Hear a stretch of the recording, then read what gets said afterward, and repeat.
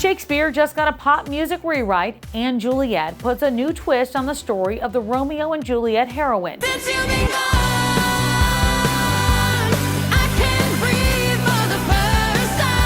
It features a whole lot of pop anthems that you know and love. I caught up with Broadway fave Paulo Szot. So I want to start out for audiences that don't know the story of Anne Juliet. Can you set that up for us? Absolutely. It's a story of a girl that wakes up one day and decides not to kill herself because her lover killed himself. So she decides to have a life. And all this is written by William Shakespeare and his wife, Anne Hathaway. Of course, it's a comedy. It's a vision of how would life would look like for a young girl when she makes that decision and she decides to have her own life and not to take her own life because of a boyfriend.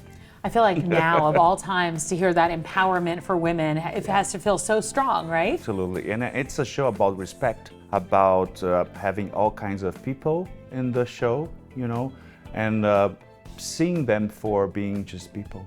And it's so important. You know, one of the reasons why I wanted to take this musical is because I play a father to a son that needs his father to see him for what he is. Mm-hmm. It was an opportunity to play one of those dads that are out there still. And it made me think, we are in 2022, right. And if kids are still struggling with their parents not seeing for who they are, I want to contribute and to tell that story too. It's my life, it's now or never, and I ain't gonna last forever. I mean, I love the fact that, you know, there's such an important message in this show, but then there's also so much fun in this well, show. It's a comedy. It's a brilliant comedy written by David West Reed that we all know from Schitt's Creek. It's filled with wonderful moments. I have so much fun. I had from the first moment that I started to read the script.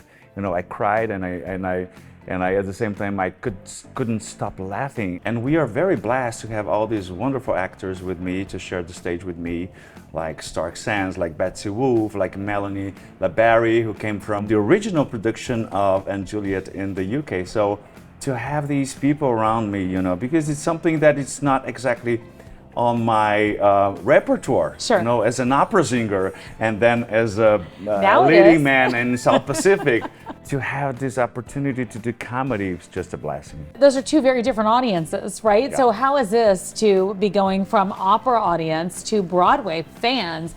And Broadway fans are fun. They want to be part of the show. That's two different worlds. The operatic crowd is more of they want to listen to the music, and they usually don't do any kind of noise. Not that the Broadway crowd don't want to listen to the music and to the story, but they want to participate. And we in the show are welcoming from the first moment people to be inserted on the stage and in the story. So it's very nice to have people singing along, because you know this musical is filled with great songs. I got the eye of the tiger, fire, dancing through the fire. Did you ever think you'd be singing a Katy Perry song on stage? Oh yeah, that's the best bit. This show, is this the most razzle-dazzle? I know you did Chicago, right. But is this the most razzle-dazzle it's got to be for a show? Absolutely, because you know, I think there are so many plot twists in the middle of it, and the surprises, even for my character. People get absolutely surprised by the things that we do on stage. I think I have never done anything that was so much fun for me as an artist too.